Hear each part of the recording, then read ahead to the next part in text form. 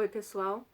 Eu sou Daniele Pimenta, sou professora da Universidade Federal de Uberlândia, UFO, e a minha comunicação para esse 11º Congresso da Abrace é mais uma provocação, um convite à reflexão do que exatamente um compartilhamento de pesquisa.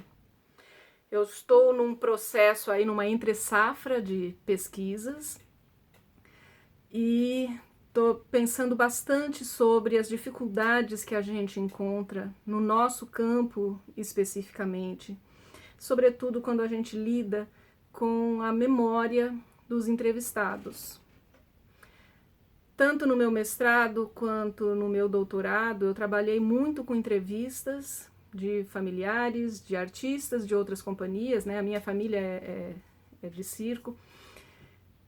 E sempre vi com muito cuidado o quanto, às vezes, as lembranças vêm idealizadas, muito perfeitas, sem defeitos, o quanto a gente precisa ter senso crítico e buscar outras referências, outras formas de confrontar alguns dados que a gente coleta nas entrevistas, né? Então, a relação com a memória, ela tem muitas possibilidades ricas, né? De você realmente pegar ali a emoção de quem viveu aquela época, aquele período, aquela forma de organização do trabalho que a gente está pesquisando, mas ao mesmo tempo, é claro que essa memória, ela vem já, às vezes, nebulosa, às vezes falha, né? E nem sempre a gente encontra materiais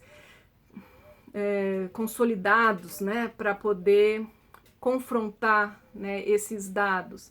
Então, como é que a gente, por onde a gente começa a buscar, né, em edições de jornais, em, né, cartazes, cartas, como é que a gente vai montando aí um quebra-cabeça de memórias, todas elas parciais, né? Então, às vezes você, sobre uma mesma situação relatada, você encontra uma fala que tem, às vezes, diferenças do que a própria pessoa colocou num diário, do que saiu num jornal naquela época, ou do que um outro entrevistado fala, né, sobre aquilo.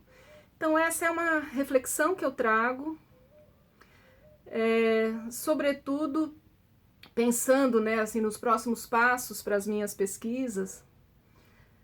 Há cerca de um ano, um pouquinho mais de um ano, né, o meu pai faleceu e o meu pai sempre foi a fonte básica, essencial das pesquisas que eu fiz sobre o circo e o circo-teatro no Brasil, porque ele tinha uma memória privilegiadíssima e porque ele guardava, né, anotações, e a partir do falecimento dele eu já me encontro em dificuldades, né, de como organizar esse material, né, que ficou comigo, de fotografias, de anotações, que é muito, muito, muito menor do que a memória dele sempre possibilitou para mim, né, como forma de acesso a essas histórias.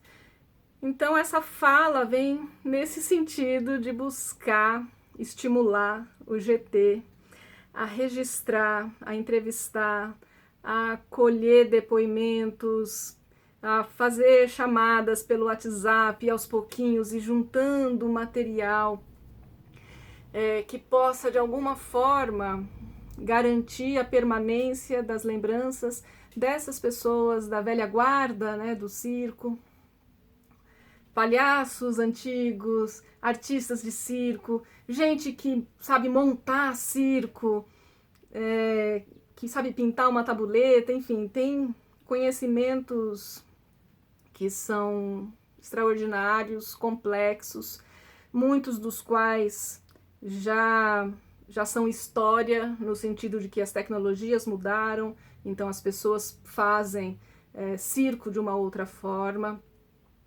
E essas pessoas da velha guarda estão partindo. E junto com elas, essa possibilidade de encontro com a nossa história, né, que é tão rica, tão complexa e muito pouco explorada, desenvolvida, discutida até agora. Então, ao mesmo tempo em que eu destaco as dificuldades que esse tipo de pesquisa traz, no sentido